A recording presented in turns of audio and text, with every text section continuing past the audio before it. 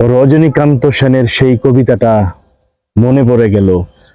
ভাবই পাখিরে ডাকি বলিছে চড়াই, কুড়ে ঘরে থেকে করো শিল্পের বড়াই। আমি থাকি মহাসুখে অট্টালিকা পরে, তুমি কত কষ্ট পাও রোদ বৃষ্টি জ্বরে। বাবুই হাসিয়া কহে, এ সন্দেহ কি ভাই, কষ্ট পাই তবু থাকি নিজেরও বাসায়। পাকা হোক তবু ভাই পরেরও বাসা, নিজ হাতে গড়া মোর কাঁচা ঘর খাসা। অনেক দিন পর দেখলাম বাবুয়ের বাসা। সত্যি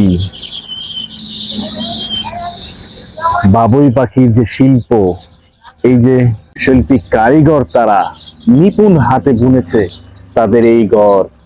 পৃথিবীর কোনো আর্কিটেক্ট, পৃথিবীর কোনো নির্মাণ শিল্প তাদের সাথে পারবে কিনা আমার জানা নেই। এই যে প্রাকৃতিক সৃষ্টি, পাখি যেভাবে ঘর নির্মাণ করে ঝড় বৃষ্টি তুফানে, তারা এই তাল গাছের এই তাদের নিজ হাতে নিপুণ ভাবে তারা কারিগর। এই বাবুই পাখিকে কারিগর পাখিও বলা হয়। আজ এগুলো অবশ্য খুব কমই দেখি আমরা। কালের গহ্বরে কোথায় যেন হারিয়ে গিয়েছে।